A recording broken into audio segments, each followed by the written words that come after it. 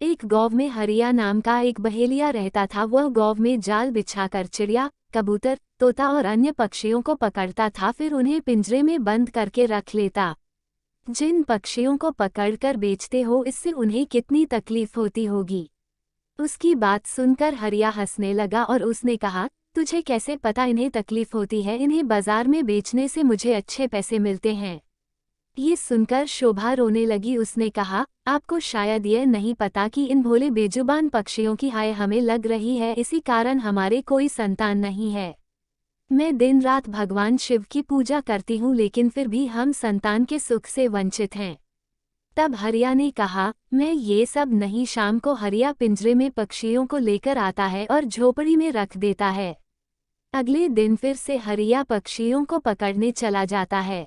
तभी कोई घर का दरवाजा, तब ब्राह्मण कहता है, बेटी हम बहुत दूर से कुछ दिन इस गाँव के शिव मंदिर में अमर कथा वाचने आए हैं, इसलिए घर घर जाकर उसका निमंत्रण दे रहे हैं।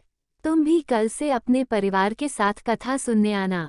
ये सुनकर शोभा बहुत खुश हुई। उसने कहा, हे ब्राह्मण देवता, मेरे तो भाग्य खुल गए, ऐसा अवसर तो किस्मत। तब ब्राह्मण ने कहा, बेटी मंदिर के पंडित जी ने हमारा रहने का इंतजाम मंदिर में ही कर दिया है, और इस गाँव में जो भी हमें सम्मान और प्यार से भोजन कराएगा हम भोजन कर लेंगे। ये सुनकर शोभा की आंखों से आंसू बहने लगे। उसने रोते हुए कहा, महाराज मैं बहुत गरीब हूँ। ये सुनकर ब्राह्मण की पत्नी बोली, बेटी तुम चिंता मत करो, यदि तुम्हारी इच्छा हमें भोजन कराने की है तो हर दिन हम तुम्हारे घर में ही भोजन करेंगे। तुम्हारे रूखे सूखे एक निवाले से ही हमारी तृप्ति हो जाएगी। ये सुनकर शोभा बहुत खुश हो गई। उसने कहा, मैं आपके लिए भोजन तैयार करती हूँ। तब ब्राह्मण ने कहा, माई तुम भोजन तैयार करो, हम पूरे गाँव में निमंत्रण देकर तुम्हारे घर आएंगे। ये कहकर दोनों चले जाते हैं। शोभा भोजन तैयार करती है।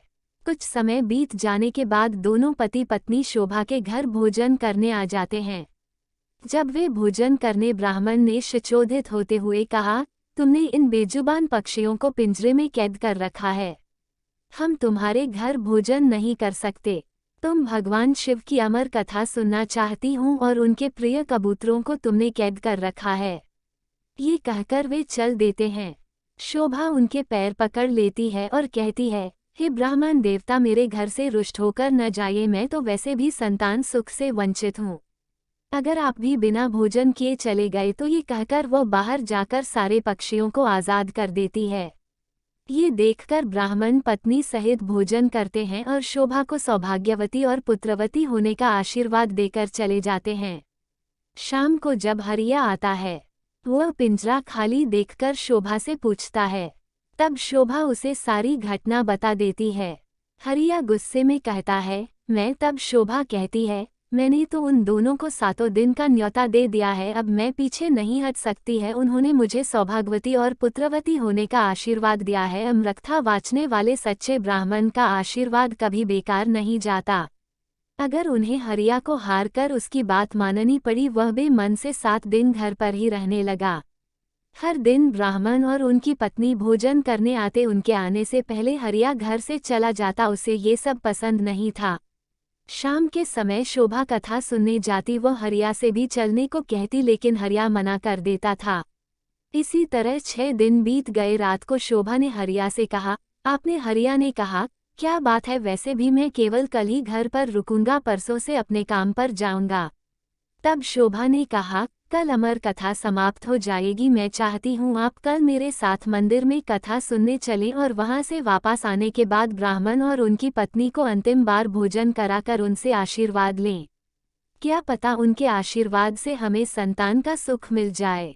हरिया उसकी बात सुनकर अगले दिन कथा सुनने चल देता है। मंदिर में कथा सुनते सुनते हरिया की आंखों से आंसू बहने लगते हैं। शोभा के पूछने पर वह कहता है, भगवान शिव ने जिन कबूतरों को अमरता का आशीर्वाद दिया, मैंने जीवन। हरिया का मन निर्मल हो गया था। उसने शोभा से कहा, मैं आज से ही यह काम छोड़ दूंगा और मेहनत मजदूरी करूंगा। कुछ देर बाद ब्राह्मण और उनकी पत्नी भोजन करने आए। हरिया ने उनका स्वागत किया, उन्हें भोजन कराया। उसके बाद हरिया ने अपने मन की सारी बात उनके सामने रख दी। तभी ब्राह्मण और उनकी पत्नी भगवान शिव और मां पार्वती के रूप में प्रकट हो जाते हैं। भगवान शिव कहते हैं, तुम्हारी पत्नी की भक्ति देखकर यह हम तुम्हें संतान सुख देना चाहते थे, किंतु तुम्हारे पाप के कारण यह संभव नहीं था, इसलिए हमें तुम्हारा मन बदलने के लिए भेष बदलकर यहाँ आना पड़ा। सुनकर दोनों पति पत्नी रोने लग जाते हैं। भगवान के आशीर्वाद से उनके घर एक सुंदर कन्या का जन्म होता है। कन्या के आने के बाद उनके दिन बदल जाते हैं। वे काफी धनवान हो जाते हैं।